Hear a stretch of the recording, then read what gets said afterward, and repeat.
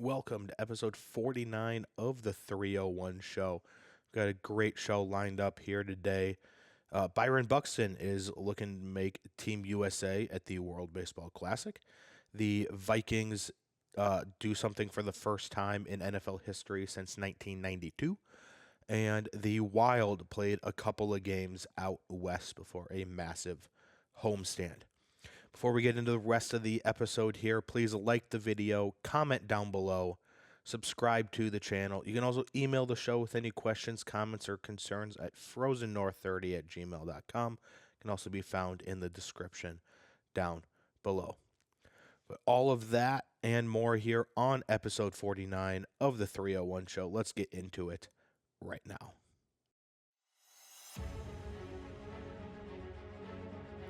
From the land of 10,000 lakes and just as many heartaches, welcome to the 301 show. We're here to celebrate, commiserate, and maybe, just maybe, see a Minnesota team win it all. Whether you're dreaming of a Vikings Super Bowl, reliving the glory days of the Twins, or still recovering from the Timberwolves roller coaster, we've got you covered. This is the 301 show, where the North remembers and the passion never fades.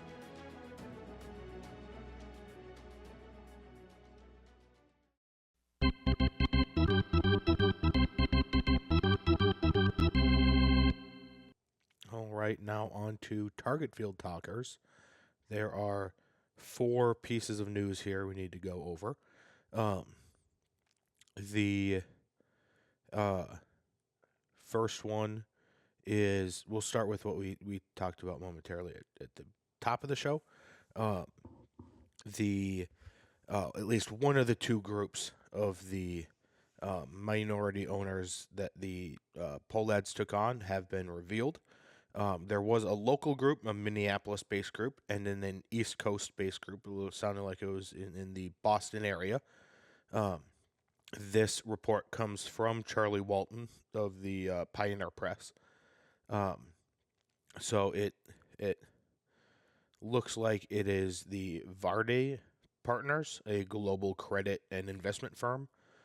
They are headquartered in Minneapolis, so they are the local group of the 2 groups. And as of now, could not find anything about the East Coast group, so they may have been revealed, but I could not find anything about them.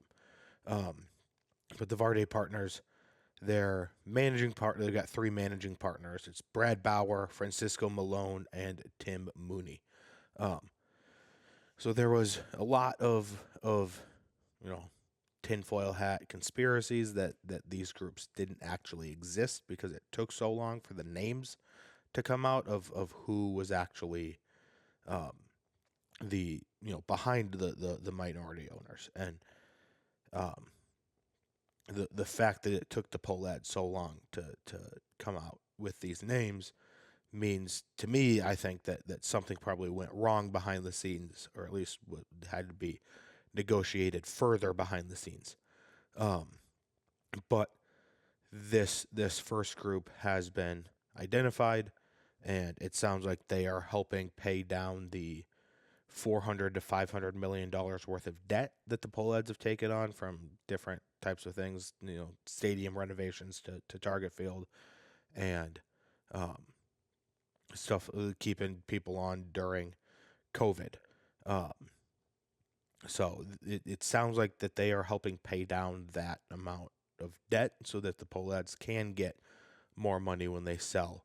And again, it will likely be after the 2027 lockout, which it seems like that is what we are heading towards, is a lockout in 2027 between the players and the owners. And the big discussion there is about the salary cap. There's going to be the Players Association obviously doesn't want a salary cap because they want the players making as much money as possible, and the big spenders, the big markets, the Dodgers, the Yankees, the Red Sox, the Cubs, the Mets, like, they don't want a salary cap either because they can just go out and buy a bunch of players and not have to worry about spending money. They they're willing to take a loss on the team if it means actually winning championships. So I think Twins fans are hopeful that the new owners are going to take over that, but that is what the lockout will be over. There are teams, small market teams, which again I want to reiterate: the Twins are not Minneapolis, St. Paul, the Twin Cities. It's not a small market. It is a medium-sized market that is acting like they are a small market. Small market, actual small markets are like the NHL's Winnipeg. They're the smallest market base in the NHL, and Oakland for a while was a relatively small market. They had the Giants, the San Francisco across the bay, but that is technically two separate markets. Tampa is technically a small market team, but the Twins are not a small market team. They're a medium. They're not a big one. They're obviously not New York, L.A., Chicago. The big three in the U.S. But they to compete, I think they need either an elite general manager / president of baseball operations, whatever the title is, that can identify the talent and get them for cheap, or have owners that are willing to spend, or both. But I think that's what they need to actually compete in today's day and age of baseball. So, yeah. The second thing here is Byron Buxton has made Team USA's preliminary roster for the 2026 World Baseball Classic. Again, it's like the World Cup, but for baseball. Happens in March. And the Team USA is in the last one. I don't know if you remember this, but in the last one, it was Team USA versus Japan. Team Japan in the finals, and we finally got a Shohei Ohtani versus Mike Trout matchup. It was the final out of the game where Shohei struck out Trout for Team Japan to win it all. So Buxton, again, these moments are fantastic moments in USA sports history and in USA baseball history. So hopefully Buxton can be a part of that team, and I think he probably will be as at least one of the outfielders on Team USA. Third piece of news out of the four that we have here is that Rocco Baldelli. It's about Rocco. He is. It's written here. He is taking a front office role with the Dodgers. Two people familiar with the hire told the Minnesota Star Tribune. Baldelli has a long history with Andrew Friedman, the Dodgers president of baseball operations, from their time together with Tampa Bay. So I think that they are Rocco. I don't know. It didn't go into detail about what that front office role is, but I think that this is a track for him to get back to managing. I think, or at least have that door open if he wants to manage again.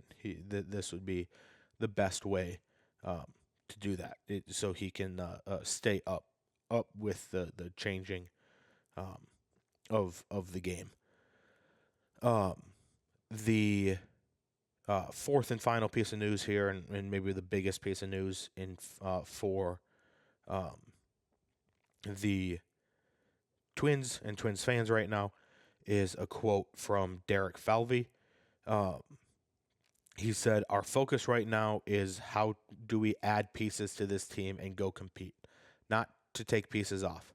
Doesn't mean we won't be creative and with unique opportunities when they present to us, but we want to find a way to add some to some areas we know we're a little bit thin." So, first of all, that last part, adding to areas where they know they're thin, I think is a hint, hint, wink, wink, nudge, nudge bullpen. Because their bullpen, I think, on this major league roster is very clearly the weak point of this team.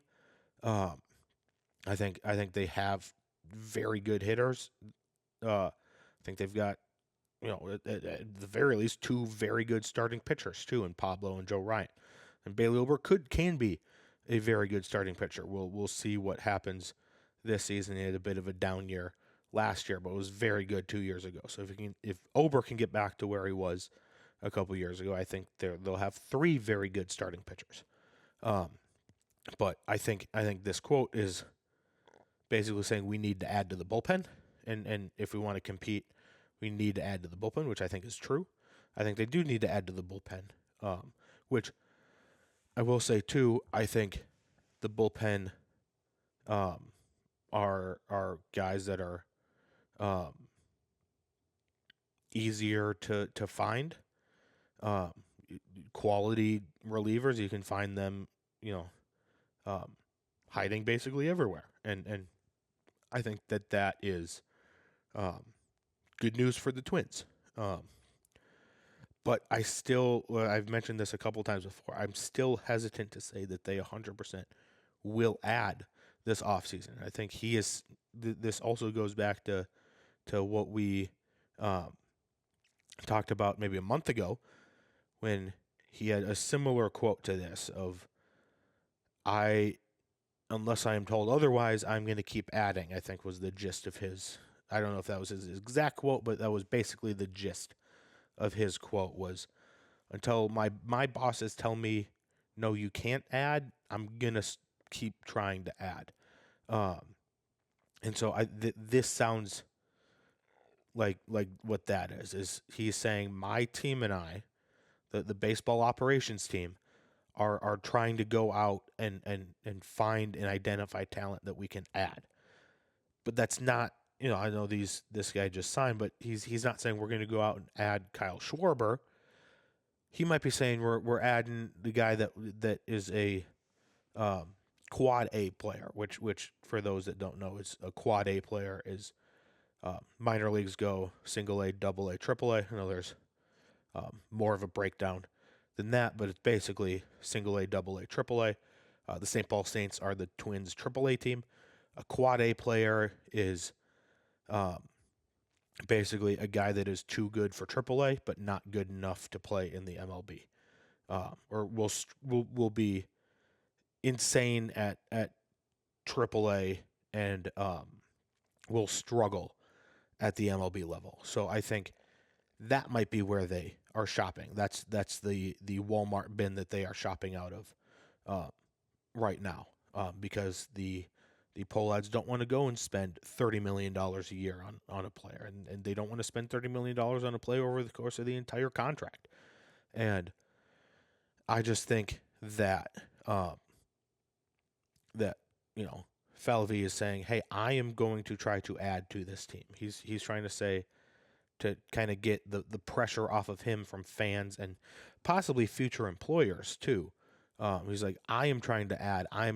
But I'm trying to do what with what I have been given and the resources that I have been given. And he's basically saying, hey, that's not much right now, and that part is out of my control. And that seems like what this quote means right now. Until I see otherwise, until I am proven otherwise, he seems like he is saying, I'm going to try to add, but this guy over here isn't. This guy over here is telling me that I can't. And again, it doesn't mean if some of the signings get completely approved by the Pohlads, they still need to be approved by the player that they're going out and offering. Like the opposing player, or the free agent, or the trade, like they need to go out and make sure that the other player wants to play for the Twins right now, which again, everything that we've seen from the players on this roster says, hey, we don't want to be here anymore. Buxton is willing to move his no trade clause, which Falvey had a quote about Buxton, basically said he loves it here in Minnesota and he wants to stay here. which I don't disagree. I do think he wants to stay here as long as they don't keep tearing tearing everything down. I think he wants to stay here if they start adding. I think he would rather win somewhere else though than be on a team, that continues to lose, 90, like they lost 92 games last year. I think he'd rather be on a team that is actually competing for the playoffs and competing for a World Series. And it was an absolute shame last year that version of Byron Buxton that was finally healthy for the majority of the season didn't get to see playoff action and didn't get to see any type of playoff appearance. But yeah, so those are the four things from this last week. Less than a week because I posted one on on Saturday, and it is Wednesday as I am recording this one. But I've got predictions coming on the board. Again, I didn't make a ton of off-season predictions, and the couple I did still haven't come off the board. So we've got none coming off the board this week. I've got 3 coming back on the board. Said that Royce Lewis will hit a home run in the first week of the upcomings of the 2026 season. So in the first week of games. So that's kind of a parlay there. I said he will be healthy for the first week of the season, or at least healthy enough to hit at least one home run.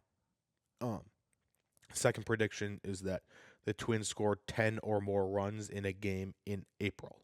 So they will score 10-plus runs in a singular game in April of 2026. And then in 2026, Matt Wallner plays. It says pays, and I realize that's now a mistake. But it will be Matt Wallner plays 120-plus MLB games in 2026.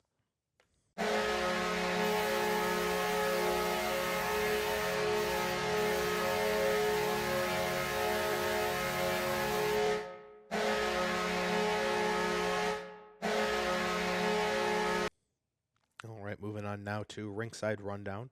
The Wild are now 16-9-5 on the season. They have 37 points. They are 3rd in the Central. They are 5th in the Western Conference. Vegas and Anaheim have both jumped them. The goals for per game are 2.73, which is 26th in the NHL. The goals against is 2.67, which is 7th in the entire league. They are still number 1 in shutouts with 6. They have a 22.1% on the power play, which is slipping down to 11th. Penalty kill is up to 18th. That is 80.6%, which is a lot better than where it was at 70%. And I think second last in the league early in this season. The faceoff still struggling, 47.0% from the dot, tied for 27th. Shots per game is 17th with 27.9. Shots against is 30.1 at 27th in the league. Gus Bus is 8-3 on the year. He is has a 908 save percentage, which is tied for 18th. The goals against average is 2.67, which is 23rd. Shutouts is he has 2, which is tied for 2nd. Wally is 8-1-2 on the year. He has a 936 save percentage, which is 1st, and a goals against average of 1.95, which is also 1st, and 4 shutouts, which is also 1st in the NHL. If you look back at this last week, the Wild traveled to Vancouver to take on the Canucks, which they lost 4-2. Boldy and Zuccarello both had 1 goal, 1 assist. Wally had an off game. He stopped 17 of 21 shots. Brutal goal where he got caught out of the net, trying to play the puck and just couldn't make up his mind. And just looked like he panicked a little bit, got it taken away from him. But Atu Ratti had 2 goals on the day. Elias Peterson, who is not the good the forward Elias Pettersson, the insanely good Elias Pettersson, the defenseman had 1 goal and 1 assist. And yeah, they lost 4-2 in that game. Seattle Kraken were up next in Seattle. Gus Bus had a bounce back game from the goaltending game the game before from Wally. He stopped 23 of 24. Joel Eriksson Ek had 1 goal, 2 assists on the night. Marcus Johansson, Kirill Kaprizov, and Vladimir Tarasenko all had the other goals. Jordan Eberle scored for the Kraken as the Wild would go on to win that game 4-1. Homestand coming up here for the Wild, 4 games in a row at home. They play at home against the Stars at 7 p.m. on Thursday, December 11th. And they play at home against the Senators at 1 p.m. on Saturday, December 13th. And then Sunday the 14th, the next day, they play at 5 p.m. against the Boston Bruins before finally ending the homestand next Tuesday, December 16th at 7 p.m. Central. But the big story from this last week from the Wild are the injuries to Jake Middleton, Matt Zuccarello, and Matt Boldy. They are unsure, this is according to Michael Russo, unsure of how long Jake Middleton and Matt Zuccarello will be out for. They traveled home yesterday, have the day off today. They will know more by tomorrow. So Middleton and Zuki will be out, I'm assuming for a while, based off of the way the tweet was written from Russo. But Matt Boldy, he said, he was told Matt Boldy shouldn't miss any time, which is absolutely fantastic to hear. Again, these young guns, and Boldy's not the youngest guy anymore. Still in his early 20s though, but he's not 18, 19 years old like the leading scorers of the NHL are, and Macklin Celebrini and Connor Bedard and Leo Carlson. But it's great to see him not missing any time so he can continue to develop and get better. But yeah, we'll see how long, because again, Matt Zuccarello being out is a major blow to this team, because he and Kirill were actually playing very well together, and him just being out and just does not help this team that much. I think he is a massive part of the success of this team, obviously, and that's why he's still on this team. But he is, if he's out for month, 2 months, I don't know how long exactly it's supposed could even potentially be out. But if he's out for a while, this team is gonna have to rely even more on the goaltenders, especially if Jake Middleton's out too, and one of their top 4 or 5 defensemen. But I think that the goaltenders too, just they shouldn't be shouldn't have to be relied on as much as they are. And it's great to see them playing this well. But we talked about this a few episodes ago, of just the question of, is this sustainable for the Wild? I don't think this level of excellent goaltending the entire season is fully. I think them relying on their goaltenders more than any other position group is sustainable. I think that is a very sustainable way to play the entire season, do make the playoffs, and potentially go on a playoff run. But again, I just don't think that you can expect, as of late, 2 goaltenders to play at a Vezina caliber level for an entire season, especially when one of them is 22 years old, or 23, however old he is. He's a rookie this year, and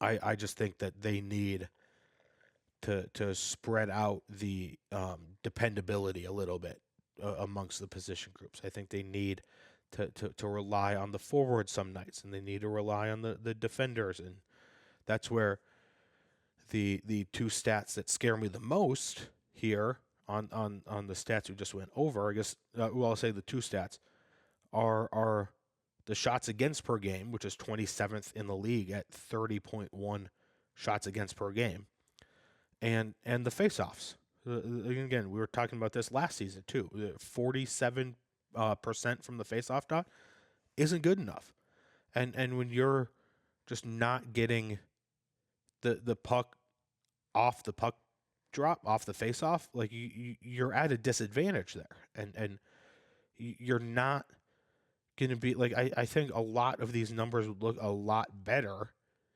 if they just won more faceoffs, because it would be, less chances for the other team to score and get shots on goal, and it would be easier to clear on the penalty kill, and it would be easier to be able to do more with the skaters from that standpoint. But yeah, and if you win more faceoffs, you may not have to rely on the goaltenders as much, and you can rely more evenly on all 20 players that are suiting up every night, and if we look over here at the Frost, they played one game this last year. They lost that one 4-1 against the Boston Fleet. They are now 2-0-2 on the season. They have 6 points. Again, they do the 3 points for a regulation win, 2 points for a win in overtime or a shootout, 1 point for an overtime or shootout loss, and then 0 points for a regulation loss. So they have 2 regulation wins, gets them up to 6 points on the season. They are 4th in the PWHL. They are tied for 2nd in goals for with 10. They are in 3rd for goals against with 7. And what is really killing them right now are the special teams. The power play is in 6th at 9.1%. They're 1 for 11, and the penalty kill is 7 for 10. That is dead last in the PWHL at 70% even. But again, they lost to the Fleet in Boston. Like I said, they in the intro to this episode, they did something against the Boston that is only one other team has done against Boston this year, and that is score a goal. The Fleet have only allowed 2 goals all season. One of them was to the Fleet in this game. Maddie Rooney put up 31 saves on 35 shots. I thought she played really well. It was 4 different Fleet goal scorers. And the Fleet are by far and away the best team in the PWHL this year. Just record-wise, I don't think that they have any type of loss so far this season. I think they've won it in regulation in every game they've played in, and they're up to 12 points, I believe, on the year. I think they've played 4 games and won all 4 in regulation. But the next game for the Frost is against the Fleet at home at 7 p.m. on Friday, December 19th. So they've got some time off on their hands here. And again, I'm just a dude with a microphone, but if I am the Frost head coach, I am working on power play and penalty kill, the entire, 2 weeks that we have off, basically, or week and a half, whatever it is that we have off. I am solely working on special teams. On to predictions here. I had one come off the board. I said Jesper Wallstedt starts 10-plus NHL games this upcoming season, which he has already. That is 38 out of 97 total predicted. That is good for 39% correct. Got 3 predictions coming on the board here. First one is in their next 4 games, they have 16 points possible, and the Wild get 13 of 16 points. Said the Frost hand the Fleet their first loss of the season. I'm not binding this to their next game, although it would likely have to be their next game because they don't play the Fleet again until March. But I'm going to say the Frost hand the Fleet their first loss of the season. Doesn't matter if it's a regulation or overtime, they will just beat the Fleet. And then final prediction is Matt Boldy gets a star of the month at some point this season.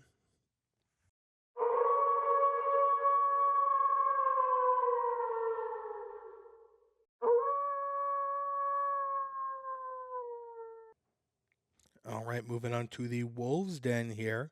The Timberwolves won a game and lost a game this last week. That brings them to a 15-9 record on the season. They are 6th in the Western Conference.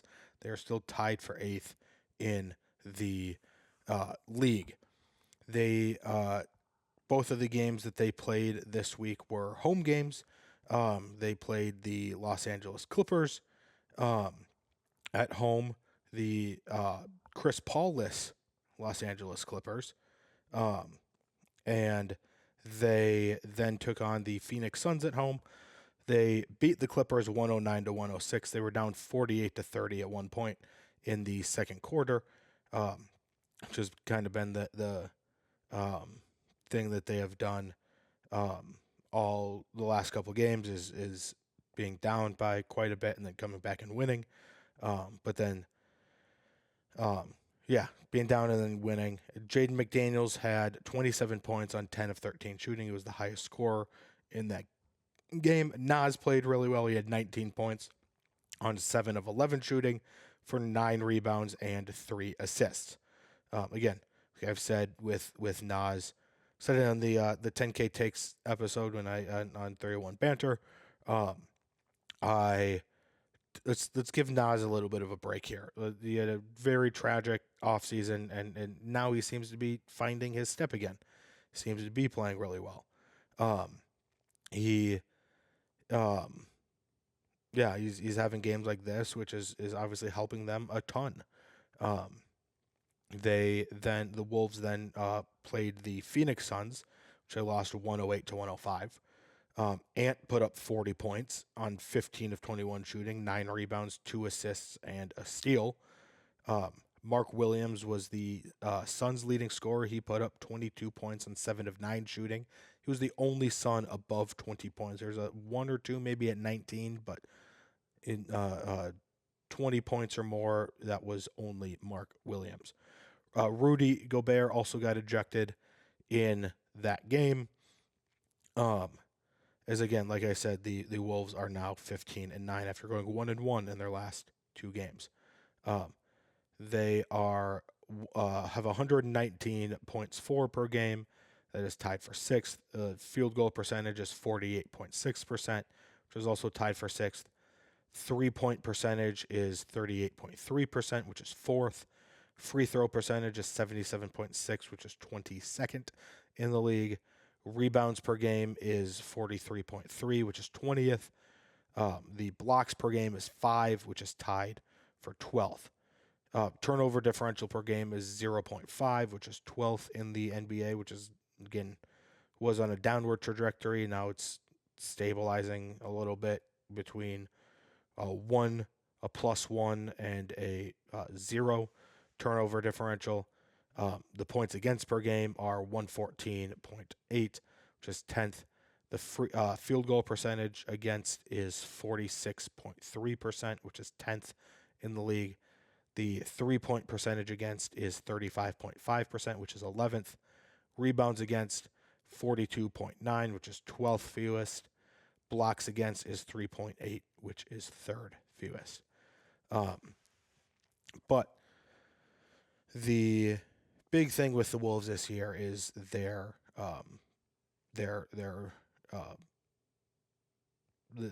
Mike Conley basically has been struggling this year, and they've kind of been looking for someone to replace him, and there's been talks on should they trade for John Morant, should they go all in on another big like Giannis and not care about that position right now. But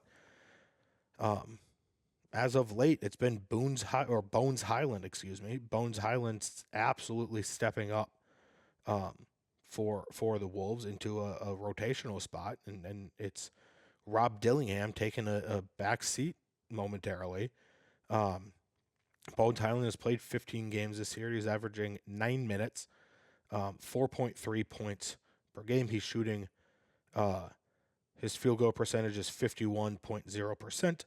His from three, he's shooting 38.7%. His free throw percentage is 75%. He's 1.1 rebounds per game, 1.4 assists, and 0.5 steals. So he is very much just a facilitator out there, it seems like, and he's not gonna get, he's not gonna be just this outstanding player, but he has been playing a lot better as of late from where they were with Rob Dillingham and Mike Conley, and I think they should have him step up and play here a little bit more, and have him play some more minutes throughout this season. Yeah, Wolves have 3 games in the next upcoming week. They play at Golden State on Friday the 12th at 9 p.m. That's 9 p.m. Central Time. They play at home against the Kings at 6 p.m. on Sunday, December 14th. And then they play at home against the Memphis Grizzlies next Wednesday the 17th at 7 p.m. But yeah, that is the kind of state of the Timberwolves right now. I think they could very well go out and make a move for another small like that, and I do think that very well could be in the cards. I think, like we talked about last week, that it is a possibility. I don't think it's likely, but it is a possibility that they do go out and make a move for Giannis, and they go out and do something like that, and make a giant splash like that. And yeah, I think having depth at the guard position there, because you've got Dante DiVincenzo, you've got Ant, you've got TJ Shannon, but you need someone more that's going to get more playing time here, and that guy might be a Bones Hyland, and that guy might be Mike Conley too, but Mike Conley is 38 years old, so he's slowing down. I think it is great that Bones Hyland is stepping up this way, and he is playing this well, because he is you don't have to go out and trade a guy or trade a pick for another guard like that, and you don't need to move any of your assets for something like that. So I think if they can get him going and keep him going like that, I think that is only going to benefit the Timberwolves long term here. But yeah. All right, moving on here to the predictions. I had one come off the board for the Wolves then. I said the Wolves will beat the Suns. They lost by 3. That brings it to 35 total correct out of 115 total predicted for 30%. 3 predictions coming on the board here. I said the Ant is the highest scorer for either team. So between both teams against Golden State, the highest scorer will be Ant. And then by the end of the year, Bones Hyland will be averaging 10 plus minutes by the end of this regular season. So he's at 9 minutes now, and he will get that average up by 1 total minute by the end of this season.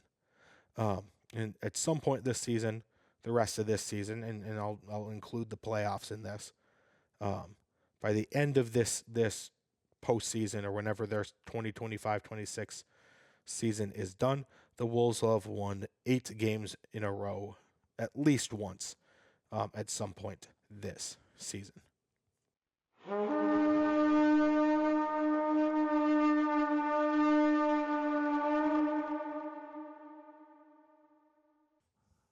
All right, now on to the final team segment here of the episode, the Nordic Report. The Vikings improved to 5-4 on the season. Not 5-4. I wish they were 5-4 on the season. They're 5-8 on the season. I'm seeing the number 4 here in my notes because they are still 4th in the NFC North.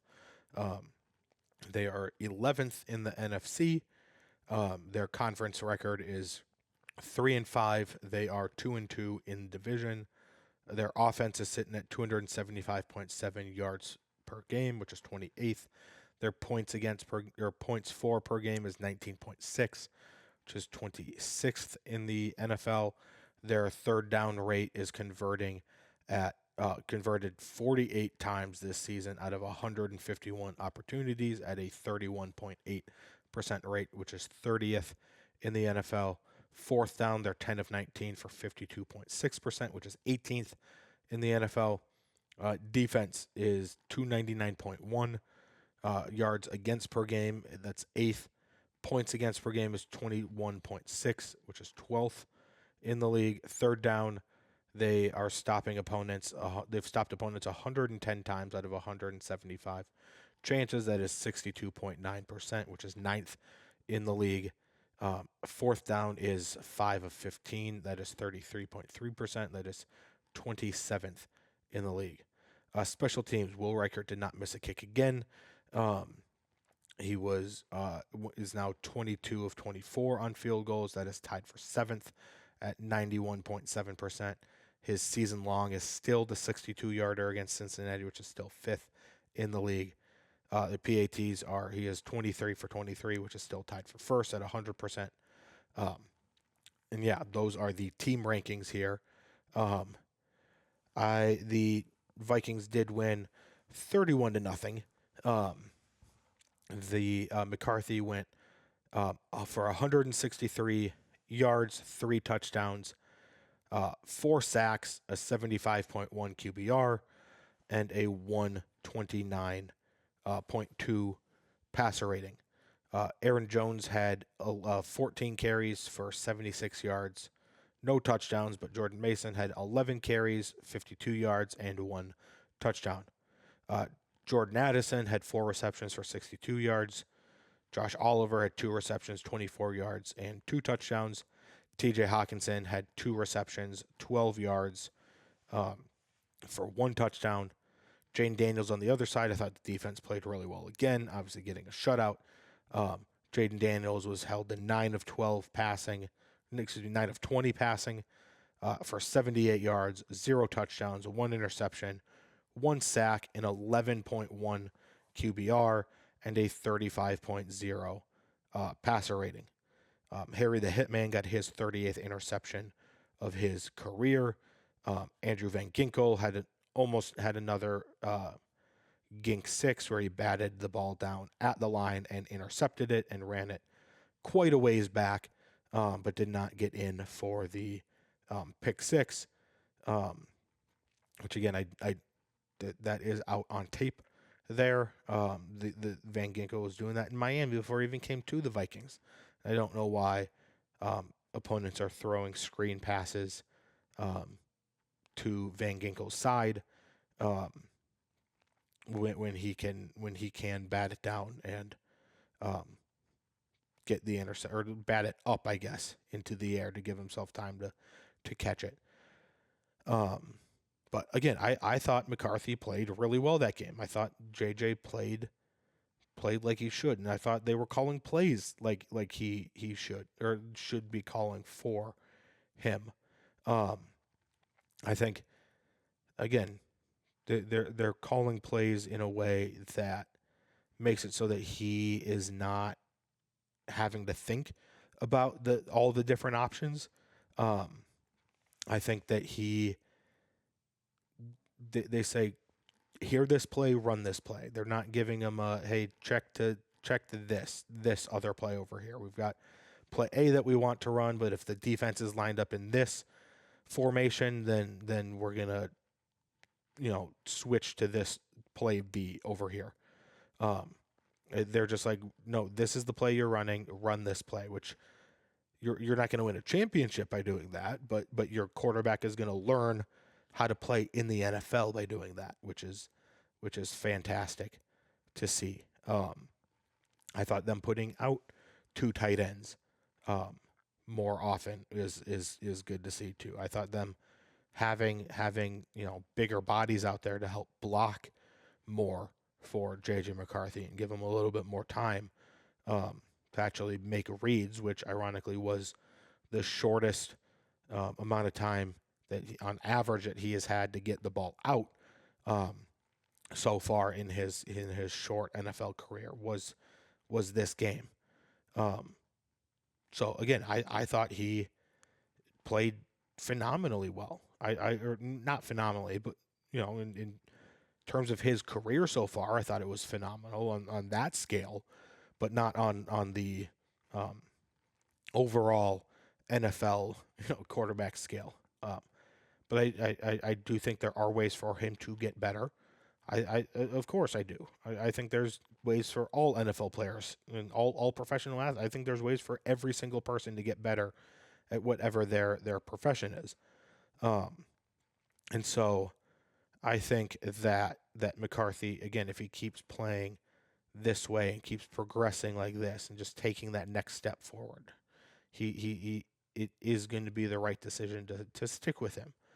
And so last week we talked about, and I forgot to put the poll up on Instagram, but we talked about the different options for who's going to be the quarterback week 1, and it's basically the options are Aaron Rodgers, Mac Jones, stick with JJ, or other. Basically, I think there's a long shot that could be a Justin Herbert, them going out and trading for a Justin Herbert. But at this point, I think the big question on Aaron Rodgers is, does he retire? If he retires, obviously there's nothing you can do, and he's not going to be on your team next year. I think for Mac Jones, it's what's the price point, because I think there's going to be a lot of teams that don't have a quarterback that aren't. This isn't a quarterback heavy draft class, and I think there's going to be a lot of teams that look at Mac Jones and say, you've got hey, San Francisco, you've got Brock Purdy. We'll take Mac Jones off your hands. And so I think there's going to be a bidding war for Mac Jones. But I think he's probably, between him and Aaron Rodgers, he's probably the better option, in my opinion. But then there's the stick with McCarthy, and I think that is still probably the best option. I think if you go Mac Jones or Aaron Rodgers, I still want to see JJ McCarthy be the backup to one of those two guys. And I think continuing to develop him, and whether he starts or not, continuing to develop him should be a main focus here, and it should be a way for this team, or it should be a path that this team takes, or sees as an option to take in the future for who their quarterback is in the future, is JJ McCarthy and his continued development here. And I did see this tweet, and I forget who it's from here, but it said what they should do is this offseason cut JJ McCarthy, which would officially declare him a bust in the league, and then sign free agent declared bust JJ McCarthy and have KOC fix him, which I thought was hilarious, because that seems to be what they do with Sam Darnold and Kirk Cousins and everything like that. But the other option too is a Justin Herbert, which I think is probably the best option if you are completely out on JJ McCarthy. I think Justin Herbert is the best option. But again, I question there, what is the price point for him, which I'd be willing to give up a lot more for Justin Herbert than Mac Jones. But I still think you gotta ask what the question, or what the trade value would be for Justin Herbert, and I think It's a lot lower if they get knocked out in the first round. Again, they make the playoffs and get knocked out in the first round and he's not playing well, versus if they make the playoffs and do get knocked out in the first round. I think that price point at that point would be a lot lower. But I love Justin Herbert. I would love to see him on. If you told me right now you just quarterback swap JJ McCarthy for Justin Herbert, I'm doing that in a heartbeat. But of course, it's not that. I think that would be probably one of the centerpieces of that trade. If you do make a trade with the Chargers, I think you would have to send them JJ McCarthy because he knows John Harbaugh's system. You'd have to send him more, probably a couple first round picks. And there's talks to, do you send him Jordan Addison? Do you send him McCarthy and Addison and then go out and re-sign Naylor or find a guy in the draft?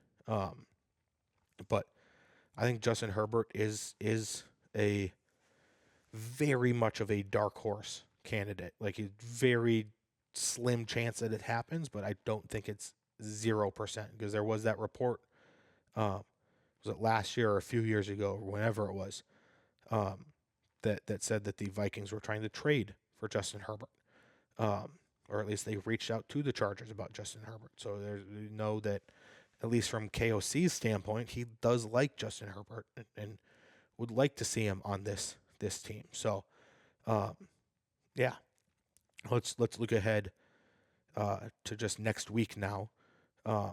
They are playing in Dallas, the Vikings are, against the Cowboys on Sunday Night Football this Sunday. The Cowboys are 6-point favorites.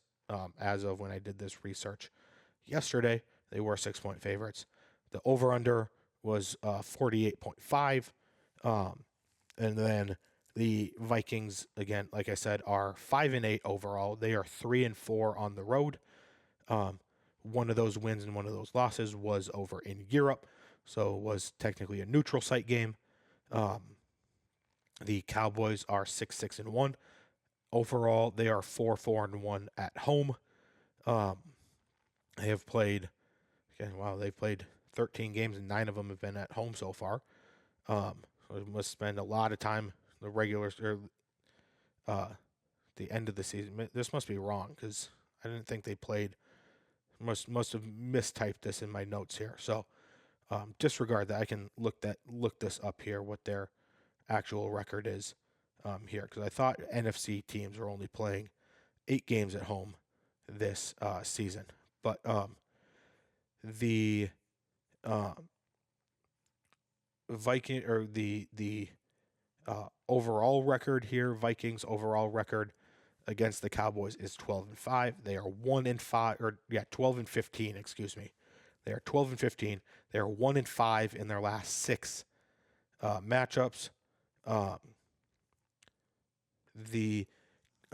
makes more sense. The Cowboys are 4-1-1 at home, not 4-4-1. They are 4-1-1 at home, so really good at home. The Cowboys have had the Vikings number in the last 6 games. They are 1-5 against the Cowboys in those 6 games, including that last matchup that on November 20th in 2022, where they lost to the Cowboys 40-3 at US Bank Stadium. Last thing I want to get in here before we move on to predictions and then the power rankings at the end. There is a chance, still a small chance, very, very small, but there's still a chance that the Vikings can make it to the playoffs this year. The first step would be the Vikings win out. If they lose any more games or tie a game, they're not in. So the big part is the thing that they can control here is they absolutely need to win out. But then in week 15, they need the Browns to beat the Bears and the Rams to beat the Lions. Rams beating the Lions, not that, unreasonable. Browns beating the Bears might be a little bit unreasonable, but hey, the Browns beat the Packers earlier this season. So those two things need to happen this week in week 15. Browns beat the Bears, Rams beat the Lions. Then in week 16, we need the Packers to beat the Bears and the Steelers to beat the Lions. So you need the Bears and Lions to lose this week and next week. And then in week 17, you need the Commanders to beat the Cowboys, Seahawks to beat the Panthers, and the 49ers to beat the Bears. And you need Commanders over Cowboys, Seahawks over Panthers, and 49ers over Bears in week 17. Excuse me 1 second before we get to week 18.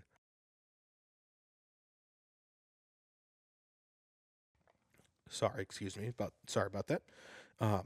But yeah, Commanders over Cowboys, Seahawks over Panthers, 49ers over Bears in week 17. And then in week 18, you need the Lions to beat the Bears. And the Vikings would get the 7 seed. So again, probably a 0.0001% chance of actually happening, but that is the only way the Vikings can actually make the playoffs in 2026 at this point. But yeah, let's move on here to the predictions here. Had 4 come off the board. Said that the Commanders beat the Cowboys. Commanders beat the Vikings. I have a Cowboys prediction coming up here, and I had that slide pulled up next. But I have the Commanders beating. I had the Commanders beating the Vikings. The Vikings obviously won. JJ McCarthy has 5+ sacks, interceptions, and fumbles. Didn't have any interceptions or fumbles, and had 4 sacks. So if he had gotten one more of any of those, this prediction is correct. I said Jettis has a 100 receiving yard game. He did not. And then the Vikings, I said earlier this year, I said the Vikings will beat at least one of Baltimore, Washington, and Philly. I thought Washington was going to be a lot better than they are. I thought these are going to be the 3 toughest games on their schedule when I was trying to predict them this offseason. But they end up beating the Washington Commanders. That brings me up to 45 total correct out of 123 total predicted for 37% correct. In terms of the 3 predictions coming on the board, I think this is going to be actually a defensive battle. I think the Cowboys beat the Vikings by 1 score. I think Dak throws for less than 200 yards against the Vikings in this game. And Dallas Turner records at least 1 sack against the Cowboys.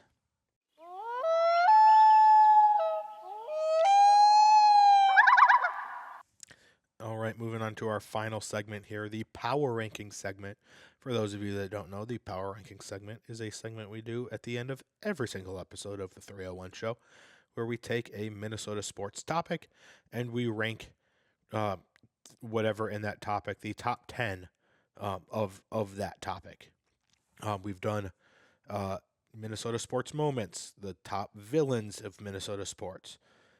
We did the only one that was in the top 10 was every Minnesota or the 4 major sports teams in Minnesota's Mount Rushmore, the top 10 hated teams in Minnesota, the top 10 logos in Minnesota, the best games by the teams in Minnesota. Recently, we've done the best trades. We've done the best one-year wonders. We did the worst trades. But this time we are doing the top 10 glue guys in Minnesota sports history.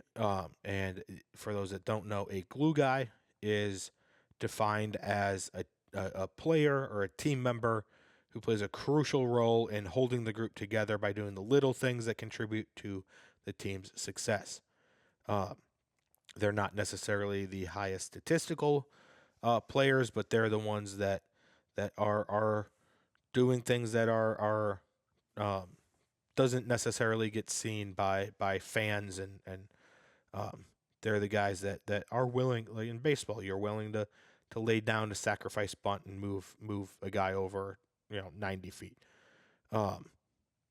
So again, prioritizing the team's goals over personal recognition is the big thing.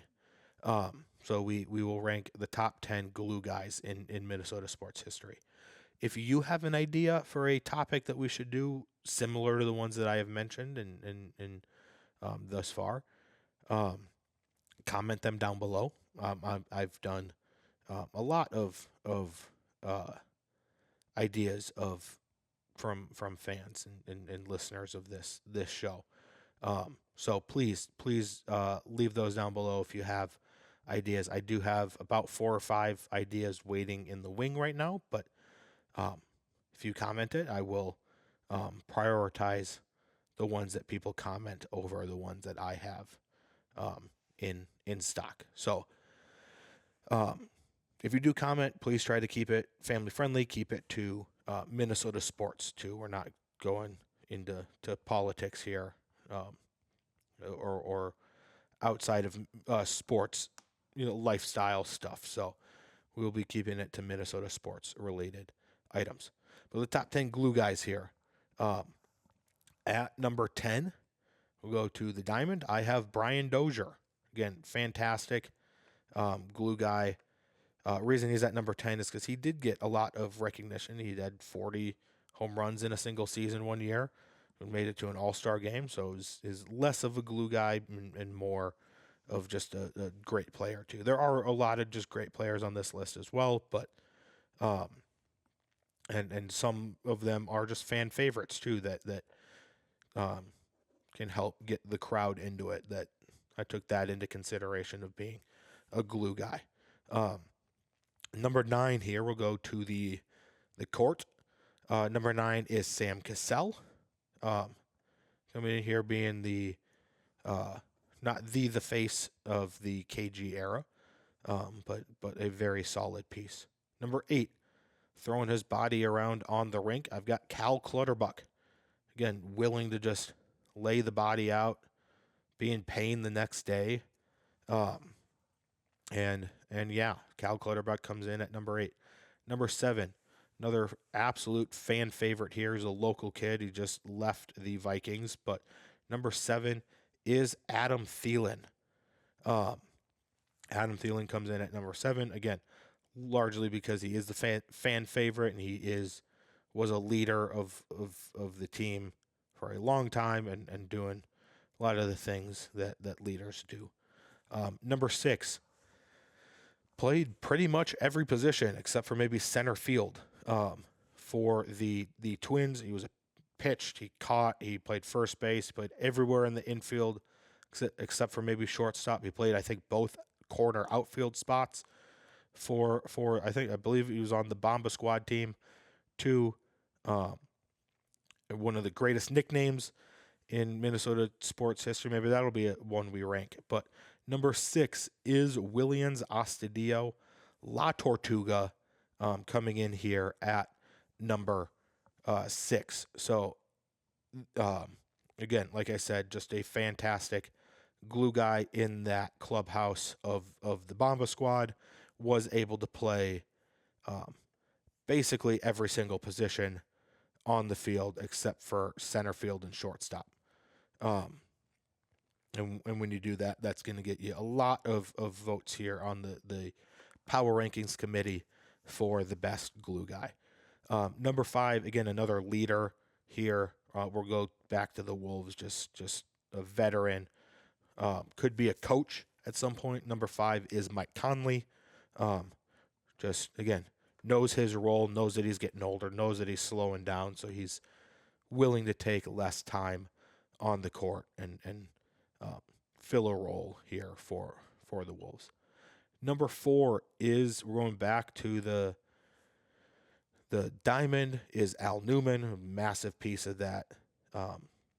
Those championship teams didn't put up the greatest numbers, but again, just a massive piece of that clubhouse culture in getting them into to actually win a couple World Series.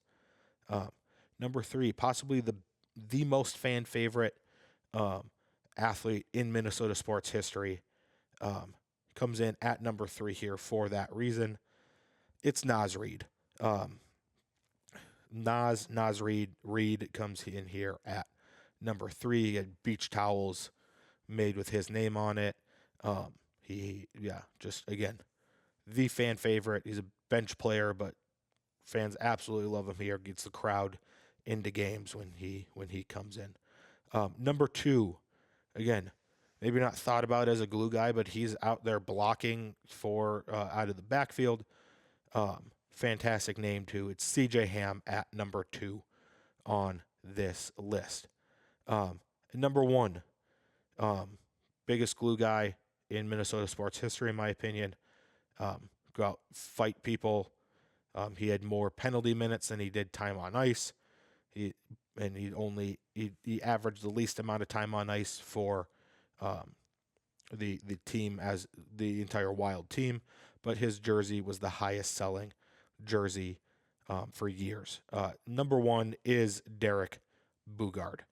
Again, the enforcer, willing to go stand up for his teammates, that the superstars that take hits, the Marion Gaborik, and he would go drop the gloves. And there'd be times where the teams would be talking back and forth, and things would be getting heated, and Jacques Lemaire would just send him out on the ice, and he'd go take a lap around the ice during the whistle, and everybody would just calm down. So Derek Boogaard comes in at number 1. That'll do it for us here at the 301 Show, episode 49. If you have any questions, comments, concerns, you leave a comment down below. You can also email the show at frozennorth30@gmail.com. Let me know where you agree or disagree with me down in the comments too. Subscribe to the channel. We're trying to grow this community every day. Share it with friends, family. Leave a like, as it helps YouTube know that this is a video worth watching and pushes it out to more people. Yeah. All right. We will see you for the big episode 50 next time. Peace.